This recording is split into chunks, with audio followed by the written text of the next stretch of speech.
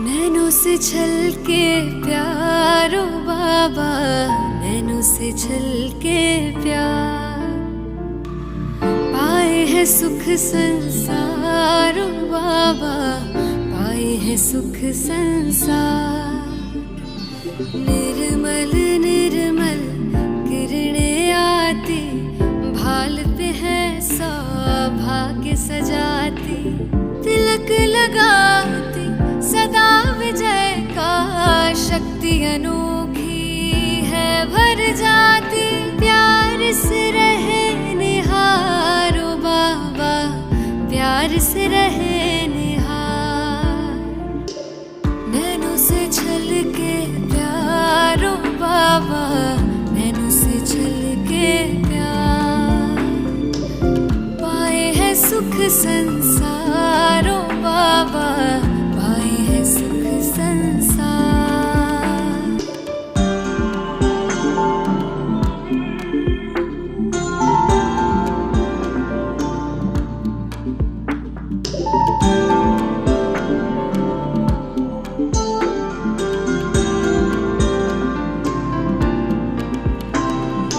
ऐसे पल फिर कब आएंगे, कल्प भर में ना पाएंगे।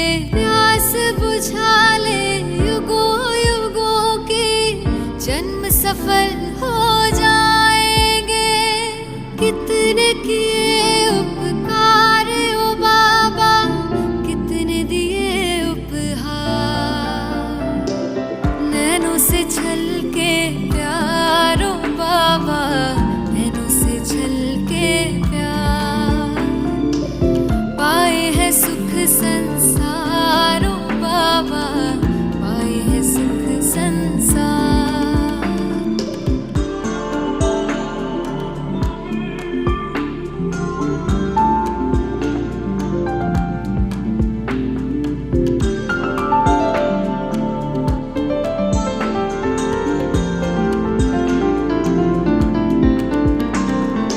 वरदानों से सजा रहे हो, अरमानों को खिला रहे हो। सागर भर भर के थालियां, ज्ञान रतन तुम लुटा रहे हो। हम पे तुम बलिहार ओ बाबा, तुम पे हम बलिहार। नैनों से छलके प्यारो बाबा, नैनों से छलके प्यार। पाए है सुख संसारो बाबा, पाए है सुख संसार।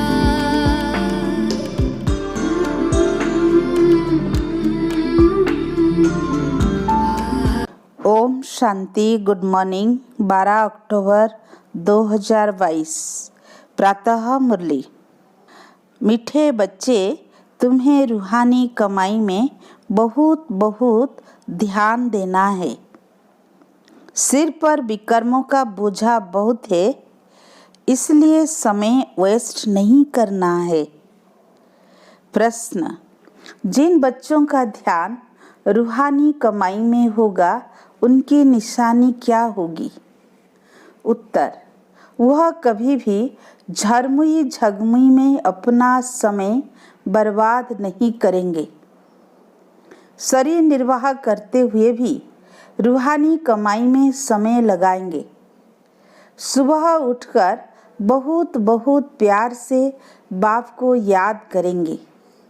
याद से आत्मा उड़ती रहेगी।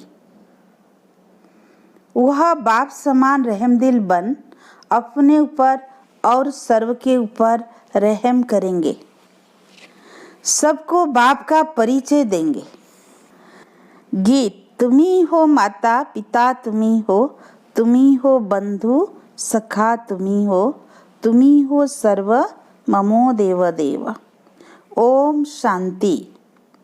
बच्चों ने गीत में माता पिता की महिमा सुनी। जैसे कोई घर में बच्चे रहते हैं तो माता पिता दादा होता है ना, दादे से वर्षा मिलता है बाप द्वारा। क्योंकि दादे की मिल्कियत बड़ों की मिल्कियत होती है, तो यह भी सबसे बड़ा है। दुनिया वालों को तो पता ही नहीं, बच्चों को पता है। तुम ही हो माता पिता, तुम ही हो, तो यह दादे के लिए शब्द है, तो उनका परिचय देना पड़े। चाहे सन्मुख हो, चाहे चित्रों द्वारा, चाहे प्रोजेक्टर द्वारा, तो दादे का परिचय देना बहुत जरूरी है। जिस्मानी दादा साकार होता है। अब तुम्हारी बुद्धि में पहले कौन आया? दादा।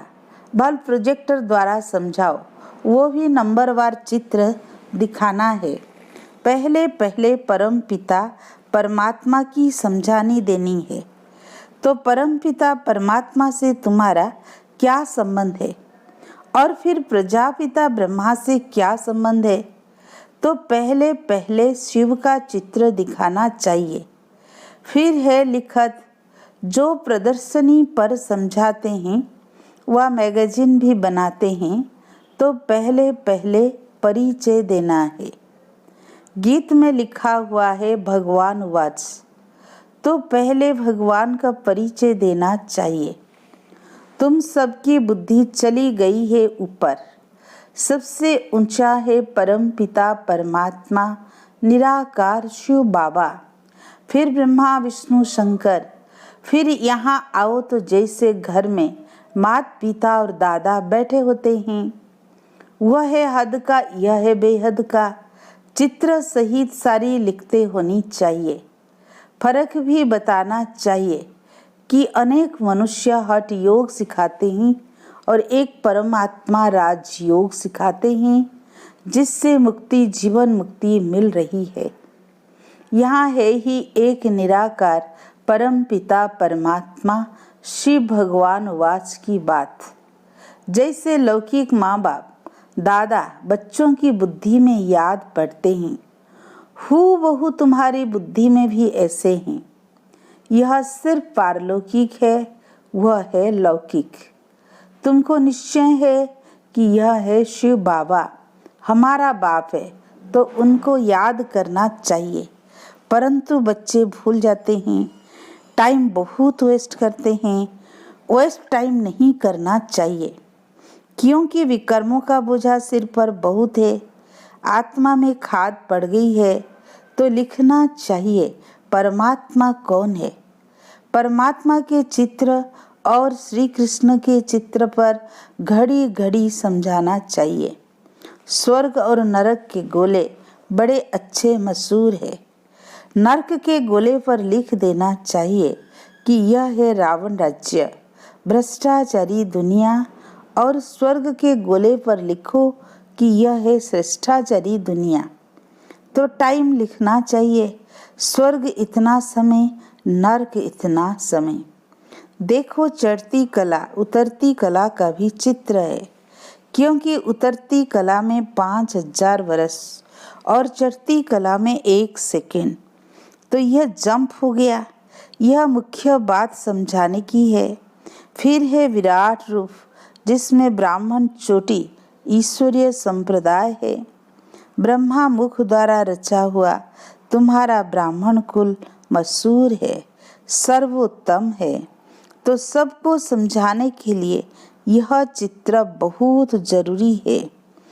तो टाइम लिखना चाहिए, स्वर्ग इतना समय, नरक इतना समय। देखो चढ़ती कला उतरती कला का भी चित्र है, क्योंकि उतरती कला में 5000 वर्ष और चढ़ती कला 1 सेकेंड में, तो यह जंप हो गया। यह मुख्य बात समझाने की है। फिर है विराट रूप, जिसमें ब्राह्मण चोटी ईश्वरीय संप्रदाय, ब्रह्मा मुख द्वारा रचा हुआ तुम्हारा ब्राह्मण कुल मशहूर है, सर्वोत्तम है। तो सबको समझाने के लिए यह चित्र बहुत जरूरी है।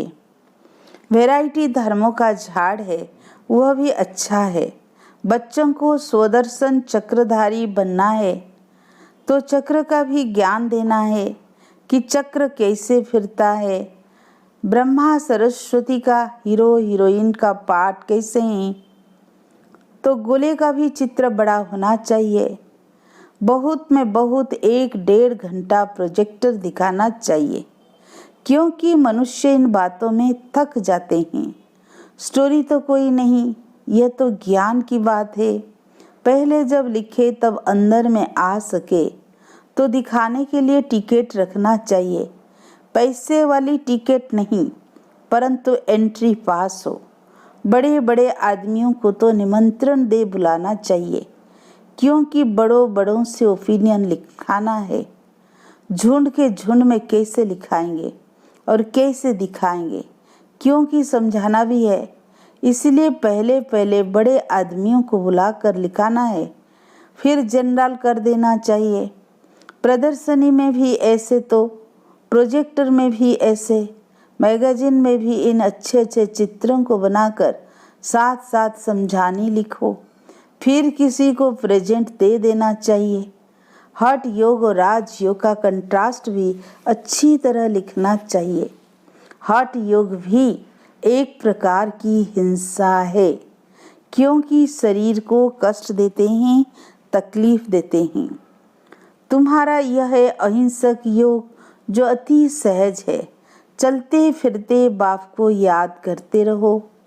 हिंसक और अहिंसक को भी सिद्ध करना है।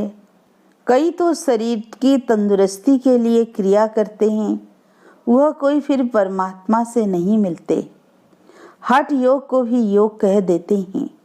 योगाश्रम है ना, यह है फिर सहज राजयोग, ईश्वर का सिखाया हुआ योग। तो यह बहुत अच्छी तरह से समझाना चाहिए। जिनका बुद्धि योग सारा दिन झरमुई झगमुई में होगा, वो क्या समझा सकेंगे। जिनकी बुद्धि में होगा कि सर्विस करनी है, वह करेंगे। 8 घंटा धंधा किया, फिर यह कमाई करनी चाहिए। वह है जिस्मानी कमाई, यह है रूहानी कमाई। तो इस कमाई में बहुत ध्यान देना चाहिए। योग में बहुत प्रैक्टिस करनी चाहिए।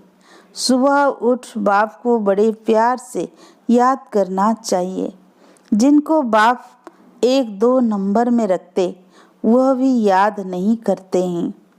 भाषण तो बहुत अच्छा कर लेते हैं, परंतु याद में नहीं रहते हैं। आत्मा तो याद से ही उड़ेगी, ज्ञान से थोड़ी उड़ेगी। ध्यान में भी याद से ही जाते हैं। ज्ञान की तो इसमें कोई बात ही नहीं। ध्यान तो 1 पाई पैसे की बात हो जाती है। कईयों को तो फट से श्री कृष्ण का साक्षात्कार हो जाता है। कई बच्चियां लिखती है कि बाबा हमने आपको पहचाना है। वह ध्यान में ब्रह्मा को भी देखती है और प्रेरणा भी मिलती है। तो फिर उनको निश्चय हो जाता है। जिसने बाबा को कभी देखा भी नहीं है, वो भी लिखती है हम बाबा को बहुत याद करते हैं। हम आपसे वर्षा लेकर ही छोड़ेंगे। आप तो जानते हैं हम याद करते हैं। जब कहती है आप, तो शिव बाबा ही याद आता है। तो बंधेली बच्चियां बहुत याद करती है, उतना सामने वाले भी याद नहीं करते। एक बात है याद की। फिर गांधी जी भी कहते हैं थे कि राम राज्य हो। अभी तो राम राज्य नहीं, रावण राज्य है। इस पर तुम समझा सकते हो।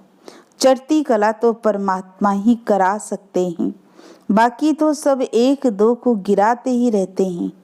देवताएं भी गिरते जाते हैं। भल सुख में ही है, परंतु कला तो कम होती जाती है ना।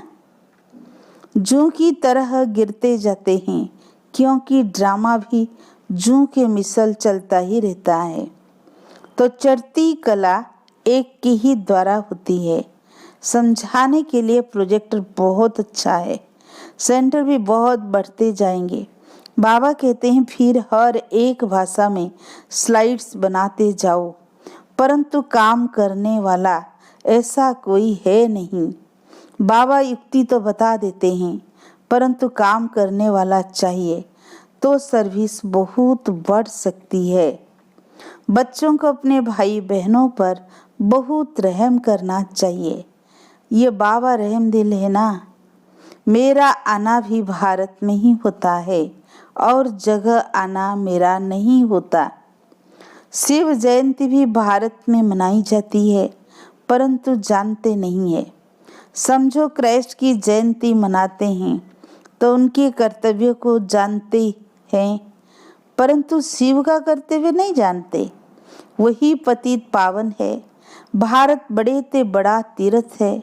गीता में श्री कृष्ण का नाम डालने से इतने बड़े तीर्थ भारत की महिमा गुम हो गई है। देखो, मोहम्मद गजनी ने मंदिर लूटा था। अगर उनको यह मालूम होता कि यह हमारे बाबा का मंदिर है तो लूटते थोड़ी। अल्लाह के मंदिर को कौन लूटेगा? जिसने स्वर्ग की स्थापना की। अगर शिव बाबा को जाने तो कभी मंदिर को हाथ न लगाए। भल वो शिव को माथा टेकते हैं, परंतु जान गए तो कभी न लूटे। सिर्फ गीता में श्री कृष्ण का नाम डालने से यह सब कुछ हुआ है। गीता खंडन होने से देखो क्या हाल हुआ है। अगर शिव का नाम होता कि वही गति सदगति दाता है, यह एक की ही महिमा है। अगर वह न आता तो पावन कैसे बनते? भारत को कैसे स्वर्ग बना सकते? यह गुप्त बात है ना। जानते हैं हम दुर्गति में थे, अब यहाँ बैठे हैं, परंतु जा रहे हैं। बच्चों को बहुत खुशी होनी चाहिए कि हम अपने लिए राजा स्थापन कर रहे हैं, तो औरों को भी रास्ता दिखाकर प्रजा बनानी चाहिए। बड़ी मेहनत करनी चाहिए। है तो बहुत सहज। सिर्फ बाप और वर्षे को याद करो, स्वर्ग को याद करो। यह तो नर्क है। हम सो का अर्थ भी बाबा ने समझाया है। हम सो देवता, हम सो क्षत्रिय, सो वैश्य, सो शूद्र, सो ब्राह्मण। और कोई तो इन सब बातों को समझते नहीं। तो विराट रूप में यह समझाना है कि हम सो देवता, सो क्षत्रिय, सो वैश्य, सो शूद्र बनते हैं। अभी हम स्वर्ग में गए कि गए। बहुत लोग पूछते हैं कितनी देरी है। बाबा कहते हैं तुम अब तैयार कहाँ हुए हो जो देव स्वर्ग में जा सको। ड्रामा तो बना हुआ है। जितनी जितनी स्थापना होती जा रही है तो विनाश ज्वाला धीरे धीरे बढ़ती जा रही है। धर्मों में झगड़ा शुरू होता जा रहा है। पहले पार्टीशन थोड़ी ही था। तुम जानते हो पहले एक देवता धर्म था। गीत है ना, आप मिले तो हम स्वर्ग का राज्य योग बल से ले रहे हैं। बाहुबल से कोई ले नहीं सकता। उनके पास बाहुबल है। रशिया अमेरिका आपस में मिल जाएं तो सारा राज्य ले सकते हैं, परंतु ऐसा होता नहीं है। जब देवताओं का राज्य है तो वहाँ क्रिश्चियन बौद्धि नहीं होते। अब देवता धर्म की स्थापना हो रही है। भारत अविनाशी खंड है। बाप भी यहाँ आए हैं ना। ड्रामा में ऐसे ही है कि योग बल से राजाई मिलती है। भारत का प्राचीन योग मशहूर है, परंतु योग सिखाया किसने और कैसे वह नहीं जानते। श्री कृष्ण ने तो योग नहीं सिखाया, परम पिता परमात्मा ही योग सिखला रहे हैं। यह कितनी अटपटी बातें हैं जो बुद्धि से खिसक जाती है। कई तो जानते भी छोड़ देते हैं। तब बाबा कहते हैं समझदार देखना हो तो यहाँ देखो, और महामूर्ख को देखना है तो यहाँ देखो। समझदार वर्षा लेते हैं, बेसमझ छोड़ देते हैं। स्वर्ग का वर्षा गंवा देते हैं। महान मूर्ख महान सुजान देखना हो तो यहाँ देखो। स्वर्ग में वो भी जाएंगे, परंतु प्रजा में जाएंगे। तुम जानते हो सूर्यवंशी चंद्रवंशी प्रजा कैसे बनती है। बाप की गोद यहाँ मिलती है, मूल वतन में गोद का हिसाब नहीं है। बच्चा जब पैदा होता है तो गुरु की गोद में देते हैं, समझते हैं गुरु की गोद में नहीं गया तो दुर्गति को पाएगा। छोटे बच्चे को भी गुरु करा देते हैं, गुरु बिगर गति नहीं, यह गुरुओं ने समझाया है। पता नहीं कब शरीर छूट जाए, वहाँ तो जन्म ले फिर गुरु के पास जाते हैं। यहाँ तीनों कंबाइंड है। यह कोई शास्त्रों में लिखा नहीं है कि वही बाप टीचर गुरु की गोद है। बाबा ने पूछा, शिव बाबा को बाप है? कहते हैं हाँ। अच्छा, शिव बाबा को टीचर है, गुरु है? नहीं, सिर्फ माँ बाप मिलते हैं। यह गुह्य कर्मों का हिसाब है। बाबा बच्चों पर, बच्चे बाप पर बलिहार जाते हैं। लौकिक में बच्चे बाप पर बलिहार नहीं जाते और बाप जाते हैं। तो यह समझने की बात है कि बरोबर परमात्मा बाप टीचर सतगुरु है, उनसे ही वर्षा मिलता है। अच्छा, मीठे मीठे सिकीलधे बच्चों प्रति माता पिता बाप दादा का याद प्यार और गुड मॉर्निंग। रूहानी बाप की रूहानी बच्चों को नमस्ते। हम रूहानी बच्चों की रूहानी माता पिता बाप दादा को याद प्यार गुड मॉर्निंग, नमस्ते नमस्ते। शुक्रिया प्यारे बाबा, शुक्रिया शुक्रिया। धारणा के लिए मुख्य सार, फर्स्ट पॉइंट, स्वदर्शन चक्रधारी बनना है। हम ब्राह्मण चोटी हैं, ईश्वरीय संप्रदाय के हैं, इस नशे में रहना है।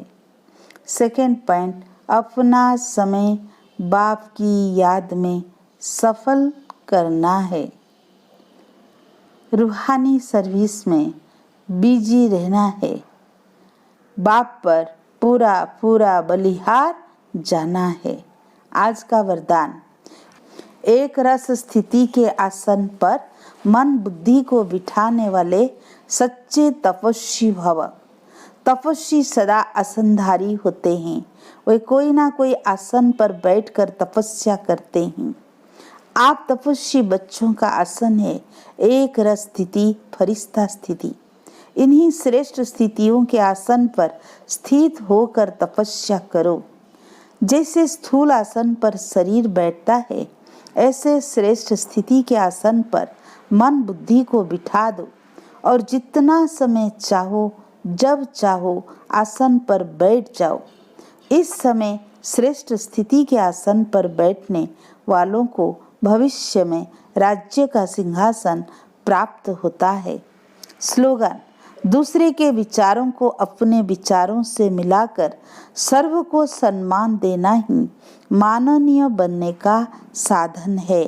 अच्छा, ओम शांति।